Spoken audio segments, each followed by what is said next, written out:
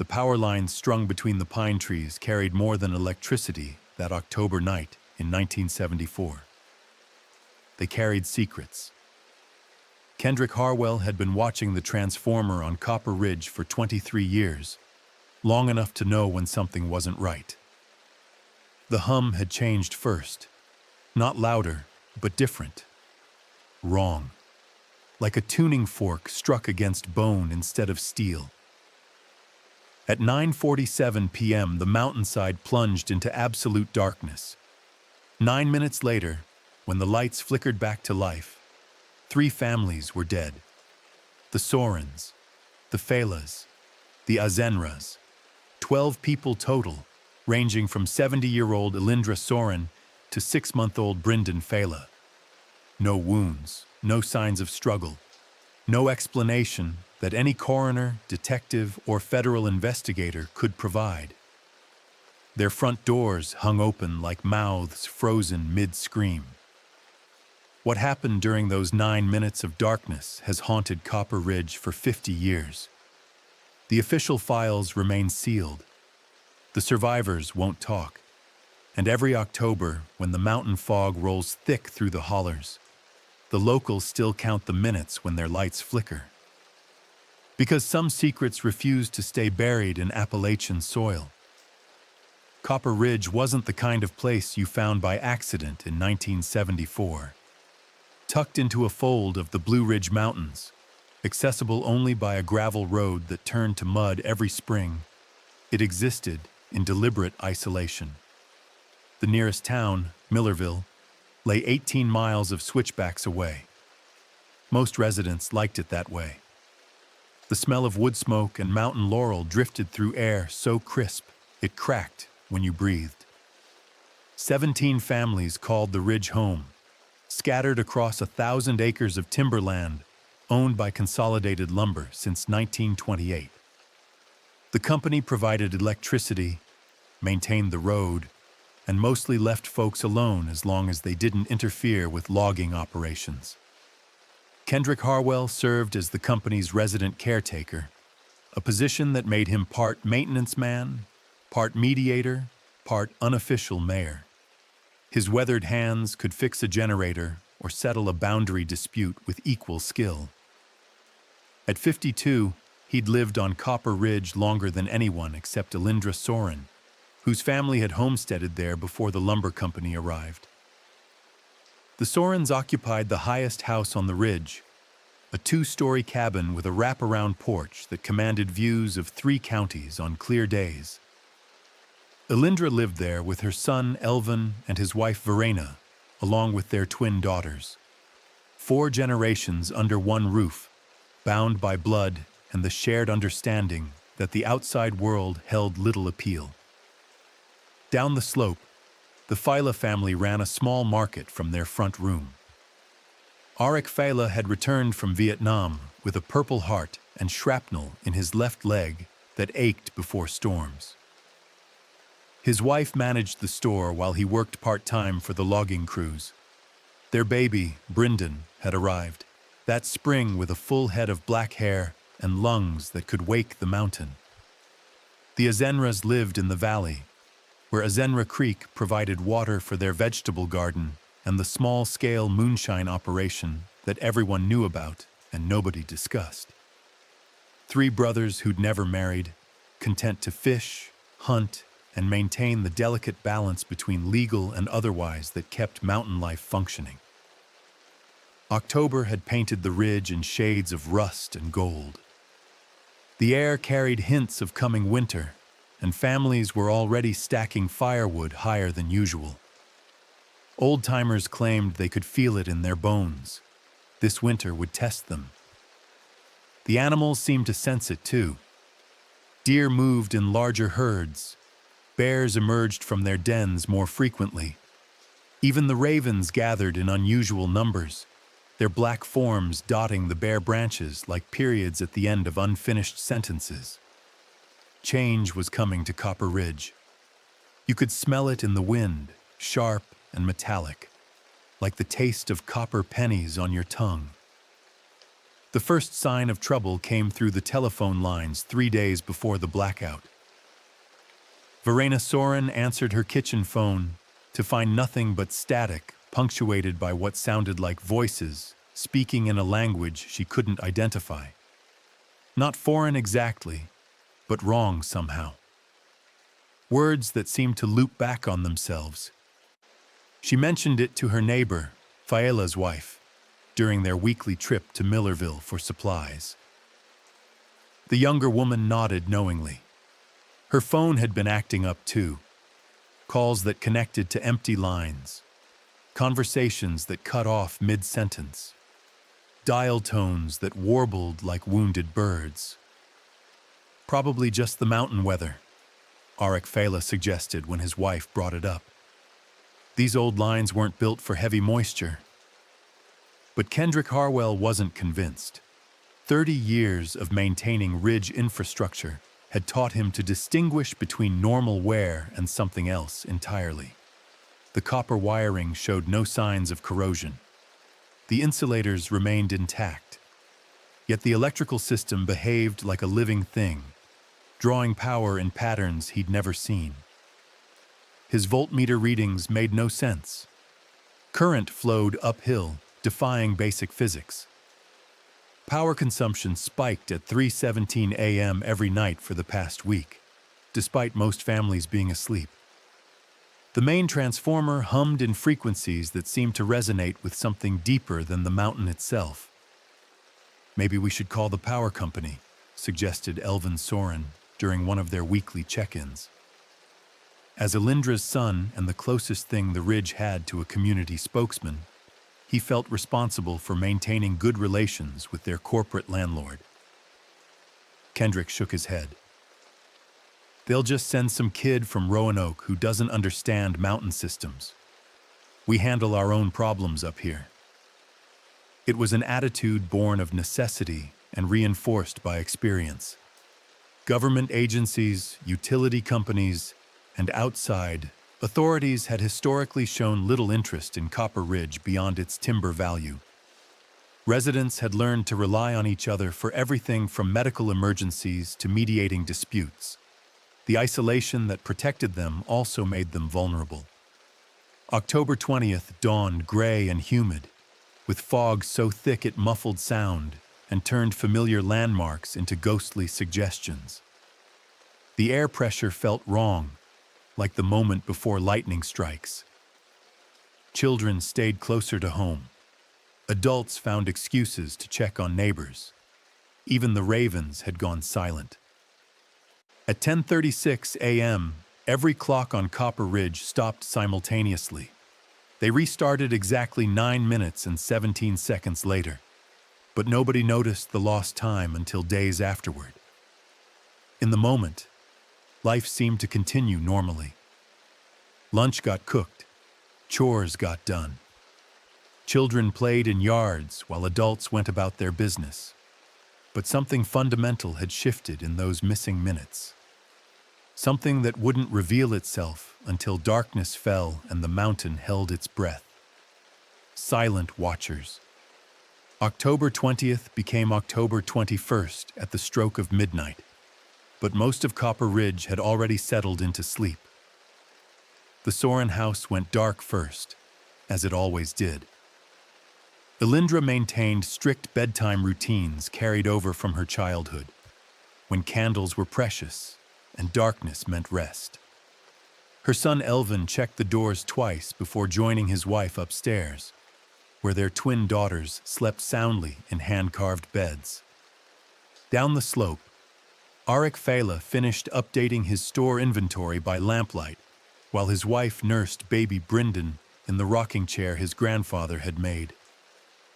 The child fussed more than usual, refusing to settle despite his mother's gentle humming.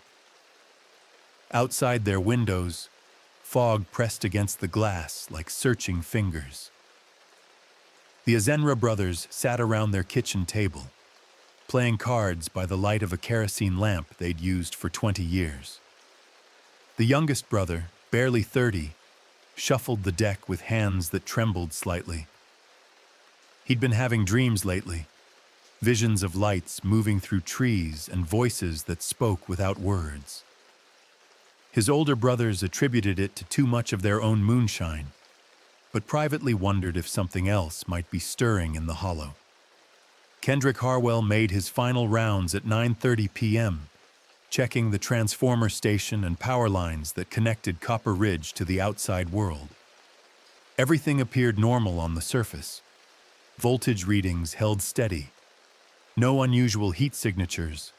No signs of equipment failure. He was walking back to his cabin when the streetlights began to flicker. Not the random flutter of old bulbs or voltage fluctuations he'd grown accustomed to over the decades. This was systematic, deliberate. Each light dimmed in sequence, creating a wave of darkness that rolled down the mountainside like water. The temperature dropped 15 degrees in 30 seconds. At 9:47 p.m., every electrical device on Copper Ridge went silent simultaneously. Not just the lights, everything. Electric clocks, radio sets, the humming refrigerators that marked modern life even in this remote corner of Appalachia. The sudden absence of electrical noise felt deafening, like stepping into a cathedral after a thunderstorm. Kendrick stood frozen in his front yard, flashlight beam cutting through darkness thick enough to feel. The silence pressed against his eardrums. No insects, no wind through the trees. Even the ever-present sound of a Zenra Creek had stopped. Time moved differently in that darkness. Seconds stretched into minutes. Minutes compressed into heartbeats. The boundary between waking and dreaming blurred until Kendrick couldn't trust his own senses. He tried calling out to the nearest house, but his voice died inches from his mouth, swallowed by something that absorbed sound instead of reflecting it. The flashlight beam penetrated perhaps 6 feet before being consumed by blackness that seemed solid, purposeful. Then he heard them. Footsteps on gravel, moving with purpose and destination. Multiple sets, walking in perfect synchronization toward the Soren house. But when he turned his light in that direction, he saw nothing except darkness deeper than night should allow. 9 minutes after the blackout began, the lights returned without warning. Every bulb, every clock, every humming appliance resumed as if nothing had happened. The temperature snapped back to its seasonal normal. Creek water resumed its eternal journey down the mountainside. But 3 front doors hung open, spilling lamplight into the restored night, and silence had settled over those houses like snow. Kendrick Harwell's boots crunched through frost that hadn't been there an hour before as he approached the Soren house. The front door gaped wide, revealing a hallway lit by electric bulbs that cast everything in harsh, artificial clarity. He called Elvin's name twice before stepping across the threshold, flashlight beam dancing across familiar furniture arranged in ways that felt suddenly foreign.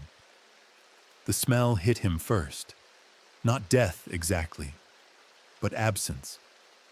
Like air from which something essential had been removed. His breathing seemed too loud in the silence as he moved from room to room, following a path that felt predetermined. He found them in the living room.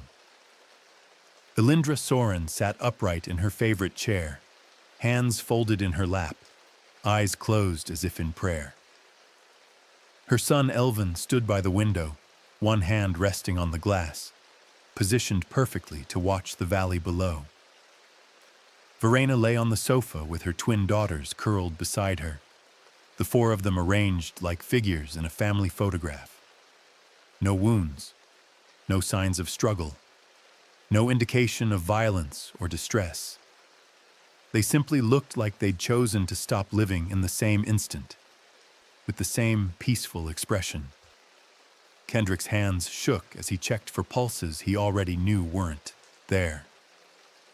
Their skin felt normal temperature. No rigidity, no lividity. It was as if death had visited without its usual calling cards. The scene at the Phyla house proved equally inexplicable. Arik sat at his kitchen table, hands wrapped around a coffee cup that still felt warm. His wife occupied the rocking chair with baby Bryndon in her arms, both mother and child wearing expressions of absolute tranquility. The store inventory lay scattered across the floor in patterns that suggested calculation rather than accident. The Azenra brothers had died playing cards. Their hands remained frozen mid-deal, chips stacked according to some game Kendrick didn't recognize. The youngest brother's final card lay face up on the table, the ace of spades.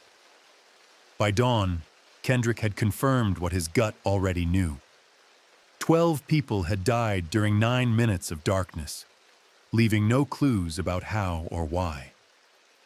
The surviving residents began gathering at his cabin as word spread through the ridge, their faces reflecting the same mixture of grief and terror he felt gnawing at his chest. "We need to call the sheriff," suggested Martha Kellum, whose family lived furthest from the affected houses. Her husband nodded agreement, though his eyes kept darting toward the tree line as if expecting answers to emerge from the forest. "Phone lines are down," Kendrick replied, though he'd already tried multiple times. Every call resulted in dead silence, or that strange static Verena had complained about. "I'll have to drive to Millerville." The 18-mile journey to town had never felt longer. Mountain fog rolled thick between the pines, reducing visibility to mere yards. Twice he had to stop and wait for the road to reappear, consulting landmarks he'd known since childhood to maintain his bearings. Sheriff Clayton Bowles listened to Kendrick's report with the skepticism of a man who'd heard too many tall tales from mountain folk. But something in the maintenance man's voice, the absence of his usual dry humor, the way his hands trembled slightly, convinced the lawman this warranted investigation. The sheriff's department responded with unusual speed, arriving at Copper Ridge with a convoy of vehicles that included the coroner, 2 detectives, and a photographer. For the first time in decades, the ridge swarmed with outsiders carrying badges and clipboards. "Nobody sleeps, sound no more."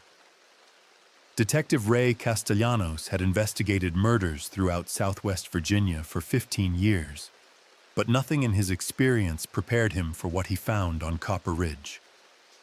The crime scenes, if they could be called that, defied every protocol and procedure he'd learned. No forced entry, no defensive wounds, no signs of poisoning or asphyxiation. The victims showed no indication of having been moved after death. They'd simply died where they sat, stood, or lay, as peacefully as if sleep had claimed them. Dr. Harold Finch, the county coroner, arrived with equipment designed to answer the questions that scenes like this usually posed. Blood samples, tissue samples, photography of every angle and detail. But after 6 hours of examination, his findings raised more questions than they answered. "Time of death appears to be 9:52 p.m., he told Detective Castellanos while packing his instruments. All 12 victims died within minutes of each other, possibly simultaneously. No obvious cause, no trauma, no toxicological markers for common poisons." "What about carbon monoxide?" Castellanos suggested. "Gas leak? Something in the water supply?" Finch shook his head. "Carbon monoxide leaves distinctive markers. These people just stopped living. Heart failure, respiratory arrest, brain death, all at the same time, with no apparent trigger." The detective turned to Kendrick, who'd remained on the ridge to assist with the investigation, despite obvious emotional strain. "Tell me about the power outage again.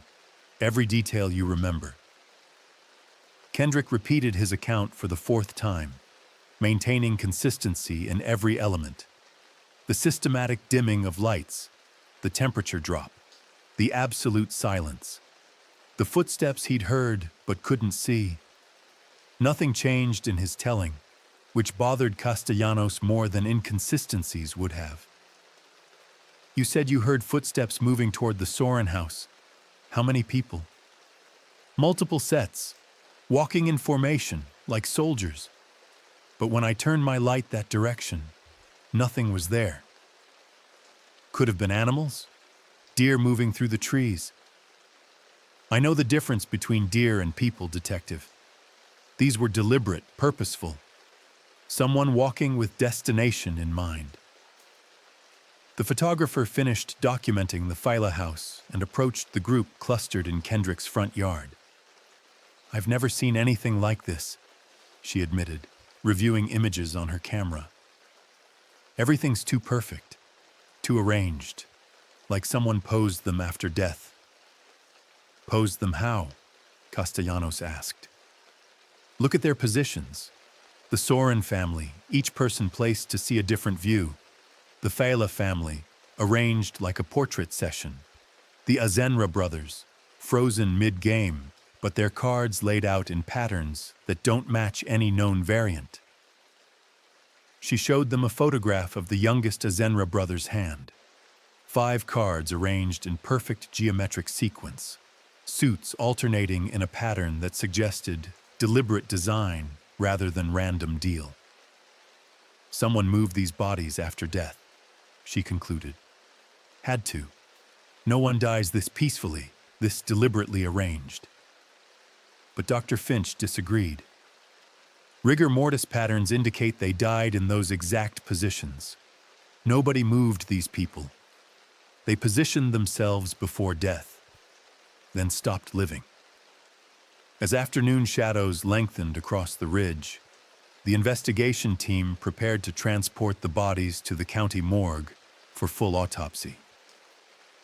Kendrick watched the procession of vehicles wind down the mountain road, carrying away neighbors he'd known for decades. The remaining residents gathered again at his cabin after the officials departed. 17 adults and 6 children, suddenly feeling very alone on their isolated mountain. The questions everyone wanted to ask hung unspoken in the cooling air. What had really happened during those 9 minutes? What killed 12 healthy people simultaneously? And most importantly, could it happen again? Martha Kellum's youngest daughter, barely 8 years old, broke the silence with innocent clarity. Mr. Harwell, who opened their doors? 3 days after the deaths, Consolidated Lumber sent their corporate representative to assess what their insurance policies called significant loss of life on company property. James Morrison arrived in a black sedan with tinted windows and briefcases full of documents designed to limit liability and contain information flow.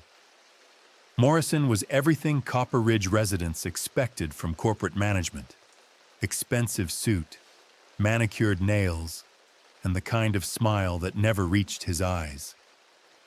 He spoke in careful phrases designed to sound sympathetic, while promising nothing actionable. Consolidated deeply regrets this tragedy, he told the assembled families in the community building that doubled as a meeting hall. We're committed to supporting our Ridge community through this difficult time and conducting a thorough investigation into any potential infrastructure failures.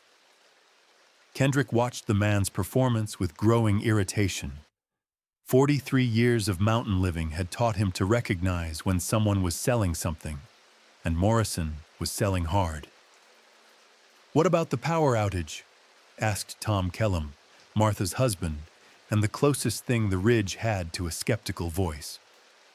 Kendrick says the electrical system has been acting strange for weeks. Morrison consulted notes that somehow already contained detailed information about power consumption, maintenance records, and equipment specifications. Our preliminary analysis shows no infrastructure failures on October 20th. All equipment functioned within normal parameters. That's not what I reported, Kendrick interjected. The voltage readings were completely outside normal range. Power flowing uphill, consumption spikes at 3 a.m. every night, transformer frequencies that... Mr. Harwell, Morrison interrupted gently. I understand this has been traumatic. Sometimes grief can affect our perception of events.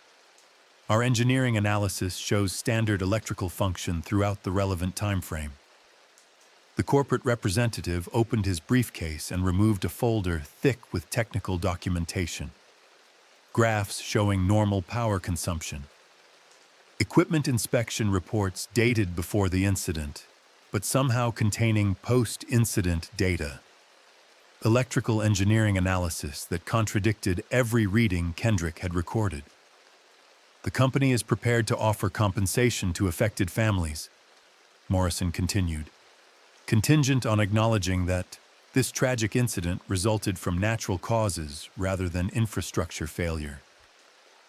Martha Kellum studied the documents with the sharp intelligence of someone who'd balanced family budgets for 20 years. These reports show normal electrical function, but they're dated after the blackout. How do you explain that? Morrison's smile tightened almost imperceptibly. Timestamps can be affected by power outages. Our engineers reconstructed the data from backup systems. We don't have backup systems on Copper Ridge, Kendrick stated flatly. Perhaps you weren't aware of recently installed monitoring equipment. Consolidated has upgraded our remote monitoring capabilities to better serve isolated properties like this one. The meeting continued for another hour, with Morrison deflecting every question while offering increasingly generous financial settlements, relocation assistance, enhanced life insurance policies, educational trust funds for surviving children, all contingent on signing agreements that included comprehensive non-disclosure clauses. What would you do? The question came from Sarah Kellum, barely 16 but already possessed of her mother's shrewd intelligence. She looked around the room at faces that reflected confusion, grief, and growing suspicion. They're offering money to shut us up about something they claim never happened. If it was really just natural deaths, why do they need us to sign papers saying we won't talk about it? Morrison's professional composure cracked slightly. Young lady, these are standard legal protections that benefit everyone involved. Consolidated wants to prevent wild speculation that might harm both the company and this community. But Sarah had struck the nerve that everyone felt but nobody had articulated. The company was scared of something, scared enough to throw money at a problem they claimed didn't exist. After Morrison departed with unsigned documents and vague promises to remain in touch, the families gathered again in smaller groups, whispered conversations in kitchen corners, worried glances toward houses that remained empty and locked.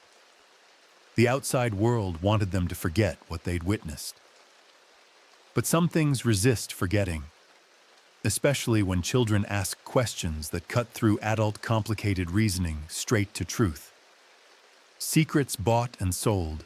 The autopsy results arrived 2 weeks later in a manila envelope marked confidential and delivered by county courier rather than regular mail. Dr. Finch's findings filled 12 pages of medical terminology that boiled down to a single conclusion. Cause of death undetermined. Detective Castellanos drove back to Copper Ridge to discuss the report with Kendrick and whoever else wanted answers. He found the maintenance man working on a generator behind his cabin, hands moving through familiar mechanical rhythms while his mind wrestled with less tractable problems. The coroner found nothing, Castellanos reported without preamble. No toxins, no trauma, no medical conditions that would explain simultaneous cardiac arrest. Brain scans showed normal structure. Tissue samples revealed no abnormalities. Blood work came back clean. Kendrick set down his wrench and straightened slowly. So 12 healthy people just decided to die at exactly the same time. That's not how the report phrases it, but essentially, yes. The medical examiner's office is classifying it as death by unknown natural causes. Case closed unless new evidence emerges. What about the arrangement of the bodies? Your photographer said they looked posed. Castellanos consulted his notebook, though both men knew he had the details memorized. Further examination revealed no evidence of post-mortem positioning. The victims died in those exact locations and positions. The coroner's office stands by that finding. They walked together toward the empty houses, which remained locked and untouched since the investigation. Yellow tape still fluttered from the Sorin porch, faded now by mountain weather, but serving as visible reminder of unanswered questions. "I've been a cop for 20 years," Castellanos said suddenly. "Seen everything people can do to each other. Murder, suicide, accident, natural causes. There's always a pattern, always a logical explanation. This breaks every rule. So what do we do? Officially? Nothing. The case is closed. Unofficially?" He paused, studying the vacant windows that stared down at them like empty eyes. "I'm going to keep looking. Something killed 12 people in 9 minutes, and whatever it was might do it again."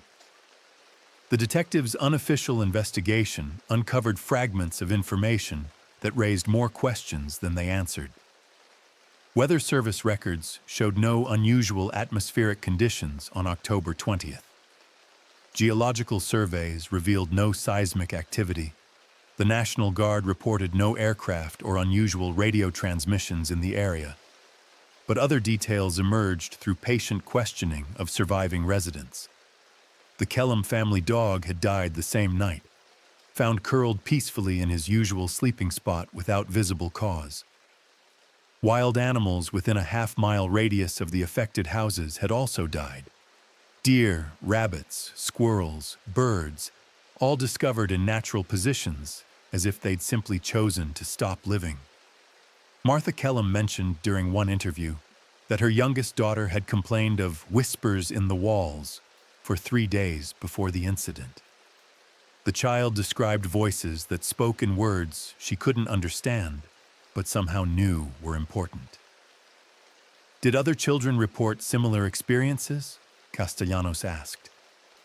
"We didn't think to ask at the time," Martha admitted. "But now that you mention it, Sarah said the baby next door had been crying more than usual, and the Wilson boy mentioned hearing music from empty houses." The detective followed up with surviving families, discovering a pattern of auditory disturbances that preceded the deaths. Children heard voices, whispers, music from sources they couldn't identify. Adults dismissed these reports as imagination or ordinary household sounds. The most disturbing discovery came from Sarah Kellum, who revealed she'd been keeping a journal of strange occurrences throughout October. Her entries documented unexplained lights moving through the forest, electronic devices turning themselves on and off, and animals behaving in ways that defied their normal patterns. "October 15th, she read aloud during a private interview at Kendrick's cabin. 3 a.m. exactly. Every dog on the ridge started howling at the same time, then stopped like someone threw a switch. Lasted exactly 9 minutes." Castellanos felt his blood chill. 9 minutes? Same thing happened October 17th and 19th. Always 3 a.m., always exactly 9 minutes, like they were practicing for something.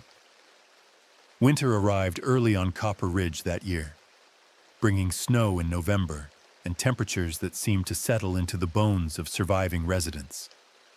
The 3 empty houses stood like monuments to unanswered questions, their boarded windows reflecting nothing back to the world. Families began talking about leaving. The Wilson clan packed up their belongings before Thanksgiving, citing job opportunities in Charleston that everyone knew were pretense. They'd lived on the ridge for 30 years, but proximity to empty houses had become unbearable. "Can't sleep sound knowing what happened so close," Martha Wilson explained to anyone who asked. Every time the lights flicker, every time the wind picks up, we wonder if tonight's the night it comes for us. The Kellum family held out longer, bound by property ownership and Martha's stubborn refusal to be driven from her home by fear. But their youngest daughter developed chronic nightmares, waking the household with screams that echoed off the mountains. By Christmas, they too were making inquiries about real estate in less isolated locations. Kendrick found himself increasingly alone on the ridge, responsible for maintaining infrastructure that served fewer families each month. The lumber company continued paying his salary, but seemed reluctant to discuss long-term plans for the property. Morrison's phone calls came monthly, always asking the same questions about resident stability and potential security concerns. How many families remain?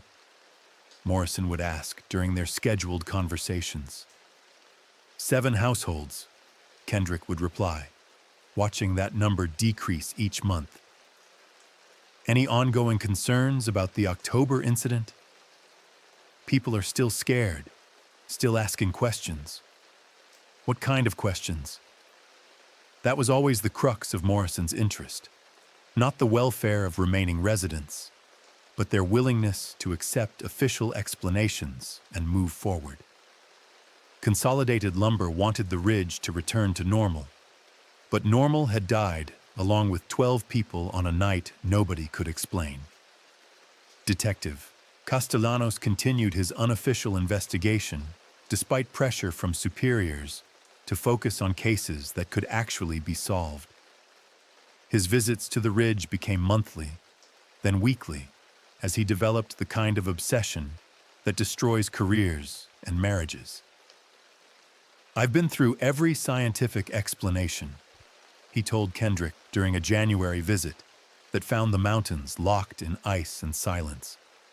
Toxic gas release, electromagnetic pulse, mass poisoning, even government weapons testing. Nothing fits the evidence. They sat in Kendrick's kitchen, drinking coffee while snow fell outside windows that framed empty houses like paintings of loss.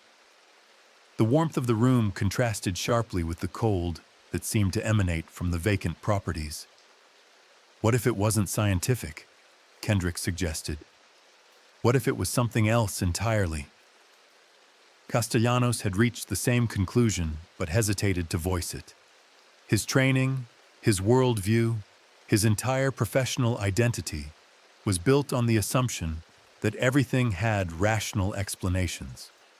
Admitting otherwise meant admitting the world contained forces beyond human understanding or control. You mean supernatural? I mean outside normal experience, something we don't have words for yet. They'd both read the historical research that Sarah Kellum had compiled during her senior project for high school. Cherokee legends spoke of places where the boundary between worlds grew thin, where spirits could cross over during times of darkness. Early settlers reported similar phenomena: unexplained deaths, missing time, lights that moved through forests without source. But accepting such explanations required abandoning everything both men had built their lives upon. Kendrick's decades of mechanical expertise, Castellanos' faith in evidence and procedure. Neither wanted to acknowledge that some mysteries might resist solution through conventional means. The conversation was interrupted by a phone call from Morrison, his monthly check-in arriving with mechanical precision. Kendrick answered with the weary tone of someone who'd grown tired of repeating the same information. 7 households remaining, he confirmed. No new incidents, no security concerns. But after hanging up, he turned to Castellanos with an expression of growing suspicion. How does he always know exactly when to call? Same day every month, same time, like he's monitoring our conversations. The detective had wondered about that too. Morrison's timing seemed too perfect. His information too current for someone supposedly working from corporate offices hundreds of miles away. Something listens from the empty houses. Spring brought new growth to Copper Ridge but failed to warm the chill that had settled into the remaining residents' hearts. Only 4 families now called the mountain home, scattered across property that once bustled with 17 households. The empty houses stood like broken teeth in a mouth that had forgotten how to smile. Detective Castellanos arrived on a Thursday morning in April with documents that would change everything the survivors thought they knew about their mountain. He found Kendrick replacing boards on the Soren house porch, one of many maintenance tasks that continued despite the building's abandonment. "I need to show you something," Castellanos said without preamble, setting a manila folder on the porch railing. "But first I need your word that what I'm about to share doesn't leave this mountain until we decide how to handle it." Kendrick set down his hammer and studied the detective's face. 3 months of investigation had aged the man visibly, adding lines around his eyes and a stoop to his shoulders that spoke of sleepless nights and unanswered questions. "What did you find?" "Records that Consolidated Lumber didn't want anyone to see. It took a federal warrant and a judge who believes in government transparency to get them released." The documents told a story that reached back 50 years before the October deaths. Consolidated Haddon Lumber had been documenting unusual incidents on their mountain properties since the 1920s, creating detailed files of unexplained phenomena, mysterious deaths, and what their reports termed boundary events. "Look at this," Castellanos said, opening to a typewritten report dated October 15, 1943. 7 residents of Copper Ridge died simultaneously during a power outage that lasted 9 minutes. No cause of death determined. Investigation terminated by company request. Kendrick felt his hands begin to tremble as he read entry after entry, describing identical incidents across decades. Different years, different families, but always the same pattern. 9-minute blackouts, peaceful deaths, no medical explanation, company intervention to limit investigation. "October 20th, 1952, he read aloud. 14 residents found dead after electrical failure. Duration, 9 minutes, 12 seconds. Company recommendation, property abandonment until cycle completion." "Cycle completion?" Castellanos nodded grimly. "Keep reading." The pattern became clear as Kendrick worked through decades of documentation. Deaths occurred every 29 years, always in October, always during precisely timed power failures.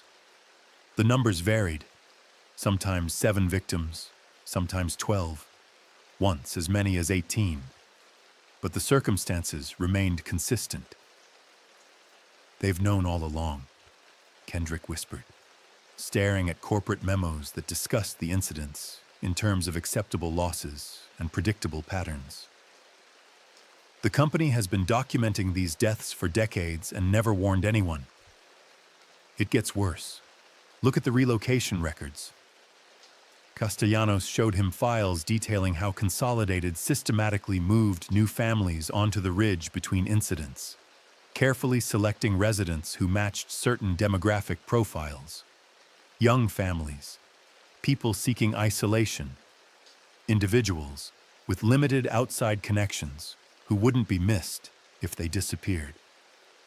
"We weren't residents," Kendrick realized with growing horror.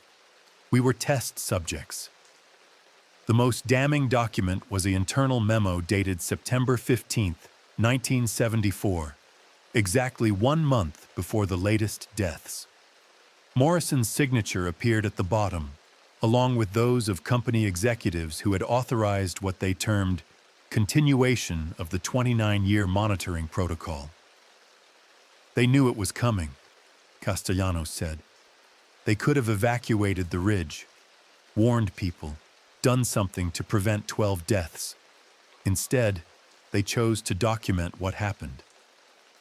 Kendrick thought about Morrison's frequent phone calls, his careful questions about resident stability and security concerns.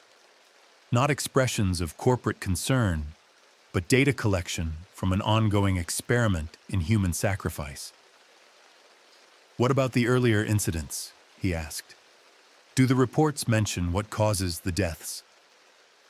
Castellanos turned to the final section of documentation, pages that had been heavily redacted by government censors. What remained visible spoke of electromagnetic anomalies, dimensional instabilities, and what one scientist termed localized reality failures. The company contracted with research institutions throughout the 50s and 60s, he explained. Universities, government laboratories, private corporations studying what they called boundary phenomena. The mountain became a laboratory for investigating forces that mainstream science doesn't acknowledge. One unredacted paragraph from a 1961 report provided a glimpse of what researchers had discovered.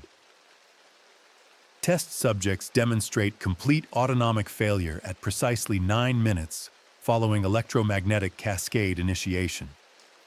Death appears instantaneous and painless, suggesting intervention by forces operating outside conventional physical parameters. Repeat testing recommended to establish pattern reliability. Repeat testing. The phrase struck Kendrick like a physical blow. Dozens of families had lived and died on Copper Ridge over 5 decades, all to provide data for researchers studying phenomena that existed beyond human comprehension. But the documents also revealed something else. The pattern was breaking down. Recent incidents showed irregular timing, unexpected variables, and what the reports termed cascade degradation. The forces that had operated with clockwork precision for decades were becoming unstable. The next cycle is scheduled for 2003, Castellanos pointed out, checking dates against the established pattern. But according to these research notes, the boundary conditions are deteriorating. The next event might not wait 29 years. Armed with documentary evidence of corporate conspiracy spanning 5 decades, Kendrick and Detective Castellanos faced a choice that would define the rest of their lives. Expose the truth and risk forces beyond their understanding, or maintain silence, and potentially allow more innocent deaths. The decision was made for them when Morrison arrived unannounced on a Friday evening in late April, accompanied by 2 men who wore expensive suits and carried themselves with military precision. They found Kendrick working in his garden, hands deep in soil that had nourished both vegetables and secrets for generations. "Mr. Harwell," Morrison said with his familiar corporate smile, though something cold flickered behind his eyes. "I hope you don't mind the unexpected visit. We need to discuss some concerns that have come to company attention." The 2 companions positioned themselves strategically, blocking potential escape routes while maintaining the pretense of casual conversation. Their presence felt like predators circling prey, patient but utterly focused on their objective. "What kind of concerns?" Kendrick asked, straightening slowly and brushing dirt from his hands. 47 years of mountain living had taught him to recognize danger in all its forms, and these men radiated threat despite their polished appearance. "Unauthorized access to proprietary company information," Morrison replied.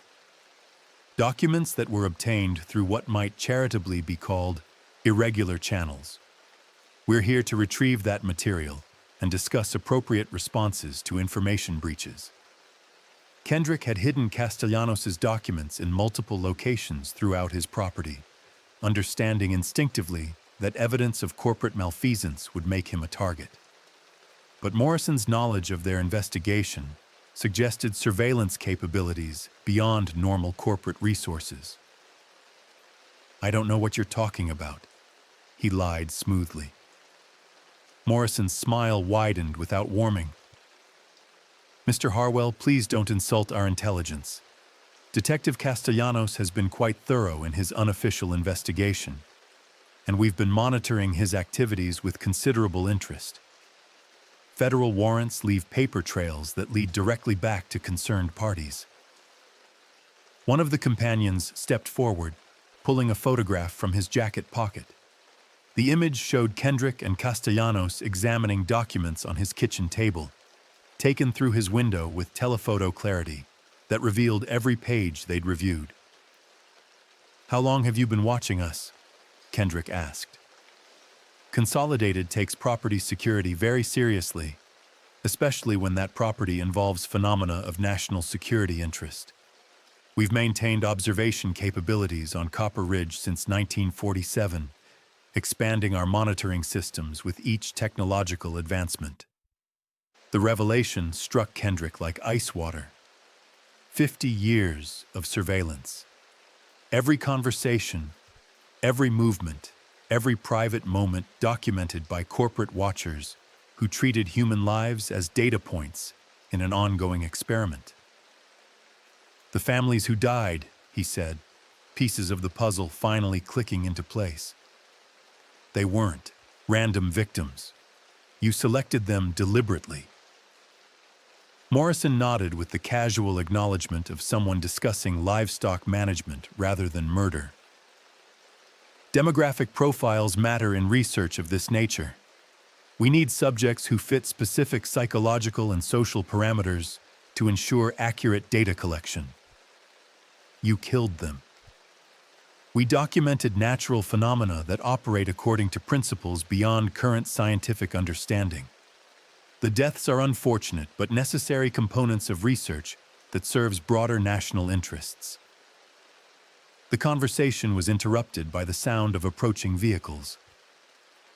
Detective Castellanos arrived with 2 county deputies and a federal marshal carrying warrants for Morrison's arrest, on charges ranging from conspiracy to murder to violations of human research ethics protocols. Morrison's companions reached inside their jackets, but found themselves facing 5 drawn weapons and nowhere to retreat. The corporate representative maintained his professional composure even as handcuffs replaced his confident demeanor. "This investigation is protected under national security provisions," he warned as deputies led him toward their vehicle.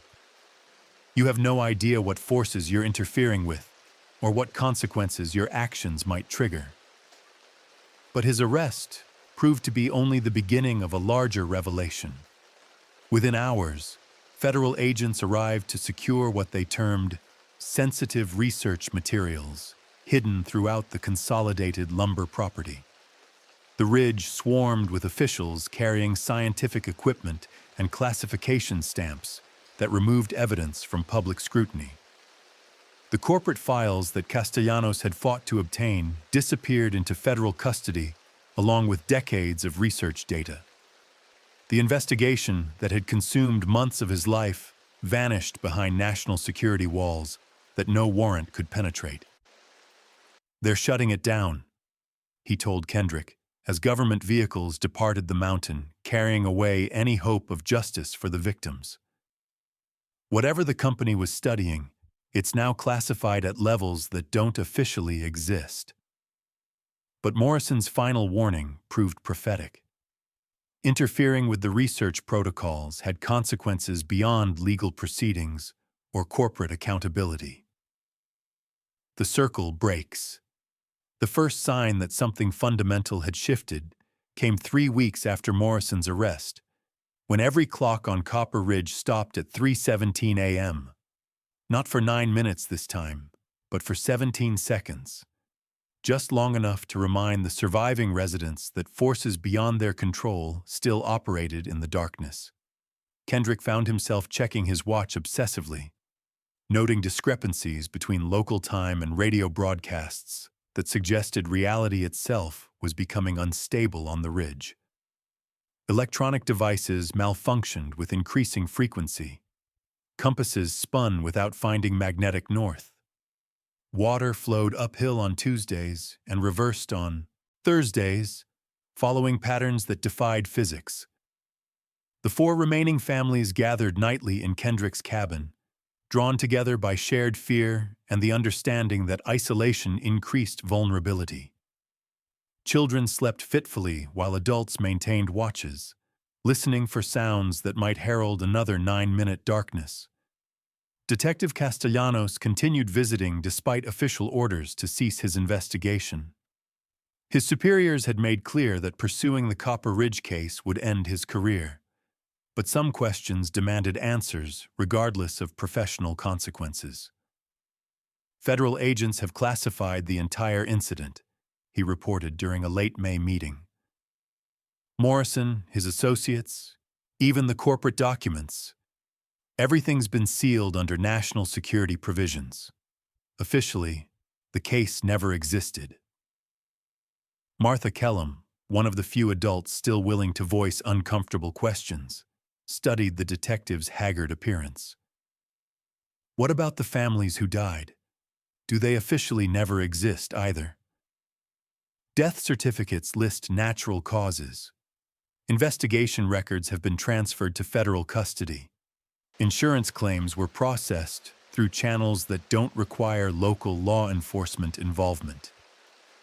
The systematic erasure of evidence suggested institutional powers far beyond Consolidated Lumber's corporate resources. Kendrick began to understand that the company had been a front for research conducted by agencies whose existence wasn't acknowledged in public budgets or oversight committees.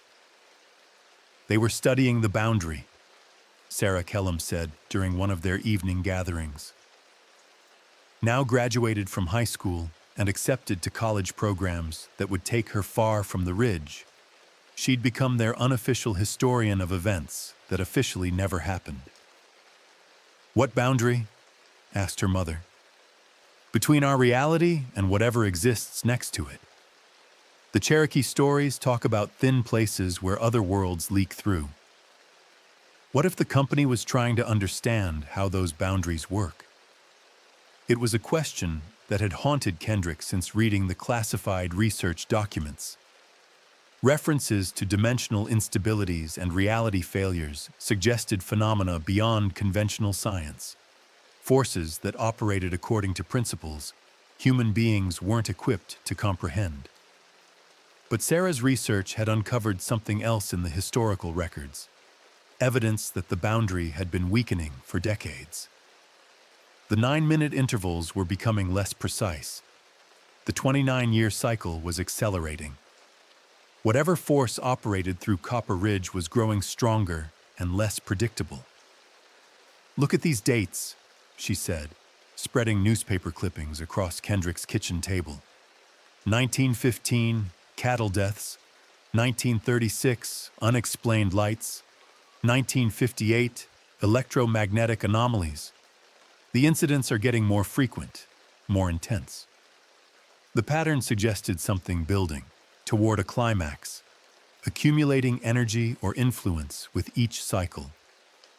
The recent arrest of Morrison and shutdown of corporate research might have disrupted carefully maintained equilibrium, triggering acceleration of whatever process the ridge had contained. What happens when the boundary breaks completely? Martha asked, voicing the question everyone had been thinking. Sarah consulted notes compiled from Cherokee oral histories and early settler accounts. According to the stories, permanent opening of the barrier would allow unrestricted movement between realities. Whatever exists on the other side would no longer be constrained by 9-minute intervals or 29-year cycles. The implication was clear. Stopping the research might have prevented future corporate-sponsored deaths, but it also eliminated whatever control mechanisms had kept the phenomenon contained. They had traded known evil for unknown consequences.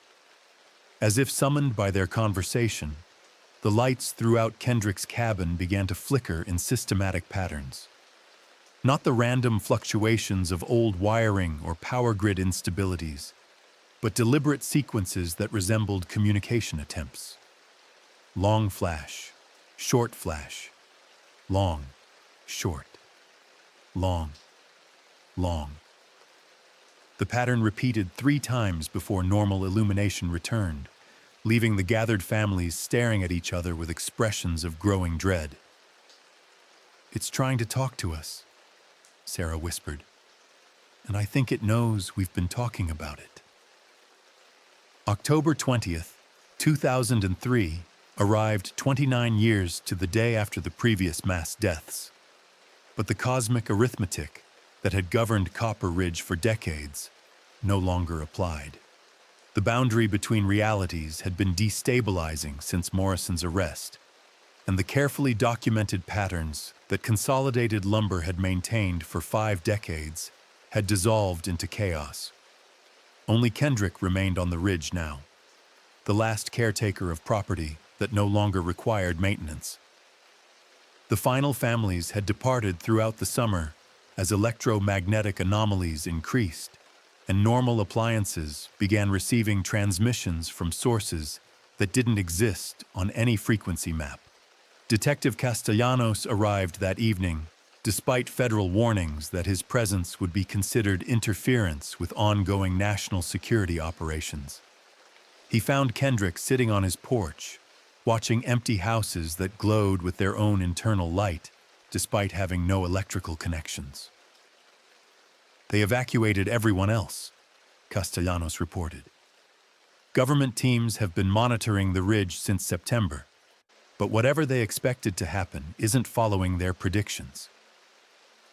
The abandoned houses pulsed with colors that shifted between visible spectrum and something beyond human perception. Windows that had been boarded since 1974 now revealed glimpses of rooms occupied by figures that moved according to laws of physics that operated differently than terrestrial reality. "I dream about them," Kendrick admitted, accepting that normal conversation no longer adequately addressed their circumstances. "The people who died, they're not gone. They're waiting somewhere just outside what we can see." As darkness fell, the temperature began dropping with unnatural speed. Frost formed on surfaces despite October warmth, and the air itself seemed to thicken with potential energy. Both men could feel something building, accumulating force like thunderstorms gathering on invisible horizons. At 9:47 p.m., every light on Copper Ridge went out simultaneously. But this time, the darkness was different. Instead of absolute blackness, reality became transparent. Kendrick and Castellanos could see through the mountain itself, perceiving layers of existence that occupied the same space but operated according to different rules. The empty houses were no longer empty. Families moved through rooms that existed in parallel dimensions, living lives that continued beyond death, but remained anchored to geographical locations where they'd experienced transition. Elindra Soren tended gardens that bloomed with flowers from other seasons. The Faella family operated their store, serving customers whose faces reflected light from stars that weren't visible in earthly skies. "They're still here," Castellanos whispered, his voice somehow audible despite the atmospheric conditions that should have made sound impossible. "All of them, from every cycle. They never left. They just moved to a different layer of the same place." But something else moved through the transparent landscape. Something that had used the human deaths as anchor points for crossing between realities. Kendrick caught glimpses of forms that might once have been human, but had adapted to existence in spaces where physical laws operated differently. The boundary hadn't just been weakening. It had been deliberately breached by entities that required human consciousness as bridge material. Each death created a permanent connection point, allowing gradual infiltration of terrestrial reality by forces that existed outside three-dimensional space. Morrison's research hadn't been documenting natural phenomena. It had been facilitating controlled invasion by intelligences that needed human death to establish footholds in conventional reality. The corporate conspiracy had been deeper than anyone imagined, serving powers that operated beyond earthly authority structures. 9 minutes, Kendrick said, feeling the cosmic countdown that had governed Ridge events for decades. But this time felt different. Final, irreversible, like the last movement of a symphony that had been building for 50 years. The transparent landscape began to solidify, overlaying normal reality with dimensions that had previously existed in parallel. Houses that had been empty for decades filled with residents who moved between multiple layers of existence. The ridge itself expanded, revealing versions of the landscape that extended across centuries and realities. At 9:56 p.m., the boundaries dissolved completely. Kendrick and Castellanos found themselves part of a community that spanned dimensions, able to interact with residents who had died across decades, but continued existing in expanded versions of the space they'd known in life. Death hadn't been termination. It had been transformation into broader awareness of what the ridge had always been. But the price of this revelation was permanent separation from the world they'd known. Once the barriers dissolved, return became impossible. They had become residents of a place that existed simultaneously in multiple realities, forever anchored to property that served as intersection point between dimensions. Time moved differently once the boundaries dissolved permanently. Kendrick discovered that maintaining his watch had become pointless when minutes could stretch into hours and days could compress into heartbeats. The ridge existed in a state of temporal fluidity where past and present occupied the same geographic space. He learned to navigate the expanded community that now included residents from every previous cycle. Ilindra Soren taught him which plants grew in multidimensional soil. The Azenra brothers showed him fishing techniques that worked in streams that flowed between realities. Children who had died decades apart played together in yards that existed simultaneously across multiple time periods. Detective Castellanos adapted more slowly to their new circumstances, his law enforcement training constantly seeking logical frameworks for phenomena that operated beyond conventional understanding. But eventually, he too accepted the reality that investigation and documentation were pointless when evidence existed in states that transcended physical limitations. "We're not dead," he concluded during one of their evening conversations in Kendrick's cabin, which now served as meeting point for residents spanning 7 decades of ridge history. "We're just living according to different rules." The entities that had orchestrated the boundary dissolution revealed themselves gradually, appearing as translucent figures who moved through the landscape like owners returning to reclaimed property. They communicated through direct consciousness transfer rather than language, sharing information about the nature of reality that human minds could barely process. The ridge had always been a thin place, they explained, a location where multiple dimensions intersected naturally. Indigenous peoples had recognized this and treated the area as sacred ground where normal rules didn't apply. European settlement and industrial development had disrupted the natural equilibrium, creating conditions that required active management to prevent catastrophic reality breaches. Consolidated Lumber's research had been an attempt to understand and control these forces, but corporate goals had aligned with entities seeking to establish permanent footholds in terrestrial reality. Each cycle of deaths had weakened the boundaries further, serving both scientific research and otherworldly infiltration objectives. "You were never residents," the entities communicated to the assembled community. "You were bridge builders, allowing us to establish stable connections between dimensional layers. Your deaths anchored our existence in your reality, while allowing your consciousness to expand into ours." The revelation carried neither judgment nor apology. The entities operated according to survival imperatives that transcended human concepts of mortality and ethics. They needed anchor points to exist in three-dimensional space, just as humans needed oxygen to survive in terrestrial atmosphere. But the expanded community had developed its own dynamics and purposes beyond serving as dimensional infrastructure. Residents from different eras shared knowledge and perspectives that created collective wisdom spanning centuries. Children learned from adults who remembered technologies from multiple historical periods. Farmers developed agricultural techniques that incorporated principles from parallel realities. Kendrick found his role as caretaker had expanded to maintaining equilibrium between multiple dimensions.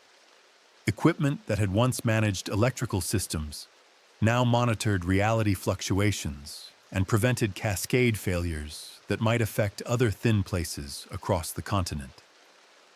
The work required understanding forces that operated beyond human education, but could be learned through direct experience with multidimensional systems. He developed intuitive grasp of cosmic mechanics that allowed him to predict when boundary adjustments were needed and how to implement them without disrupting existing stability. "We're part of something larger now," he told Castellanos as they walked through forests that existed simultaneously in multiple seasons. The ridge was never just our home. It was infrastructure for something we couldn't comprehend from inside three-dimensional awareness. The detective nodded, studying phenomena that his previous life would have dismissed as impossible. "Do you ever regret staying? When the final families left, we could have gone with them." Kendrick considered the question while watching Sarah Kellum, now in her 50s but somehow also still 16, teaching dimensional mathematics to children who existed across multiple time periods simultaneously. Where would we have gone? This place chose us as much as we chose it. Home is where all realities meet. Years passed in the conventional world, while the ridge community existed in temporal fluidity that made normal calendar measurement meaningless. Federal agencies continued monitoring the area through remote sensors that detected electromagnetic anomalies, but couldn't penetrate the dimensional barriers that protected expanded reality from outside interference. Occasionally, researchers would attempt to establish contact or conduct investigations, but their equipment malfunctioned when they approached the property boundaries. Satellite imagery showed normal forest and abandoned buildings, failing to register the thriving community that existed in overlapping dimensional space. The few people who stumbled onto the ridge by accident, hikers taking wrong turns, hunters chasing wounded game, sometimes glimpsed enough to generate stories that entered local folklore. Tales of houses that appeared and disappeared, voices speaking from empty woods, lights that moved without source through terrain that shifted between familiar and impossible. These stories served as protection, creating reputation for supernatural activity that discouraged casual visitors while allowing the community to exist without external interference. Ghost stories were easier for authorities to dismiss than evidence of stable multidimensional settlements that challenged fundamental assumptions about reality. Kendrick learned that Copper Ridge was part of a network of thin places distributed across the continent, each serving as anchor point for entities that existed primarily outside three-dimensional space. Native American sacred sites, locations of unexplained disappearances, areas where compasses spun without finding magnetic north. Many served similar functions as dimensional intersection points. The Ridge community maintained communication with these other locations through means that transcended conventional physics. Consciousness could travel instantly between connected points, sharing information and coordinating responses to threats that might affect the network's stability. "We're guardians now," Elindra Soren explained during one of their community gatherings that included residents from across the decades. Protectors of boundaries that keep multiple realities stable. Our deaths weren't endings. They were commissions to service that extends beyond normal human experience. The children who grew up in expanded reality developed capabilities that their earthbound counterparts couldn't access. They learned to perceive multiple dimensional layers simultaneously, communicate through direct consciousness transfer, and navigate temporal streams that allowed interaction with past and future versions of the same locations. But they also maintained connection to human heritage and values, ensuring that the community retained essential humanity despite operating according to cosmic principles beyond terrestrial understanding. Love, creativity, curiosity, and compassion survived transformation into multidimensional existence.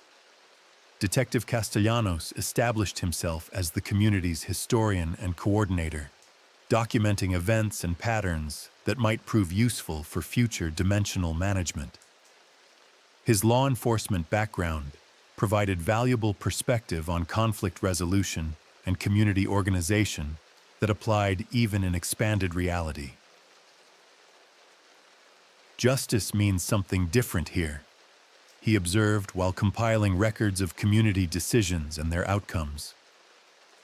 We can see the consequences of actions across multiple time streams, understand how individual choices affect collective stability. It makes ethics more complex, but also more clear. As decades passed in the outside world, the Ridge community matured into a stable society that served multiple functions simultaneously. They maintained dimensional boundaries, conducted research into reality mechanics, provided safe haven for consciousness that had transcended physical limitations, and preserved human knowledge and culture in forms that could survive cosmic changes. The empty houses that had marked tragedy in 1974 became symbols of transformation rather than loss. New residents understood that apparent death was actually transition to broader existence, making peace with circumstances that would have terrified their previous selves. Where endings become beginnings. 50 years have passed since 12 people died in 9 minutes of darkness on Copper Ridge, and the mountain keeps its secrets from all but the most persistent researchers. Federal agencies maintain surveillance equipment that detects unusual electromagnetic readings, but generates reports that disappear into classified files. Local authorities dismiss occasional missing person cases as accidents or misadventures, rather than acknowledge phenomena beyond their jurisdiction. But sometimes, when October fog rolls thick through the hollers and power lines hum with frequencies that don't appear on any engineering manual, residents of surrounding counties report lights moving through abandoned areas, voices speaking in languages that sound familiar but can't be understood, music drifting from forests where no musicians could possibly be performing. The Copper Ridge community continues its work as guardians of dimensional boundaries, protecting realities that most humans never suspect exist alongside their daily experience. They've learned that death is simply transition to broader awareness, and that some places exist simultaneously in multiple versions of forever. Hikers who lose their way in that particular stretch of mountain sometimes emerge with stories of helpful strangers who provided directions to trails that didn't exist on any map. Conversations that helped them understand problems they hadn't realized they were carrying. Glimpses of communities that thrived in spaces between what they thought they knew about the world. These encounters serve as recruitment, identifying individuals whose consciousness might adapt to expanded reality if circumstances required. The community grows slowly, accepting those whose lives have prepared them for existence beyond conventional limitations, maintaining the human element that keeps cosmic forces anchored to comprehensible purposes. The ridge watches, waits, and continues its eternal work of bridging realities, while protecting boundaries that keep multiple dimensions stable. Because some places exist outside normal time, and some deaths are really births into broader understanding of what it means to be alive. Subscribe if you want the next deep dive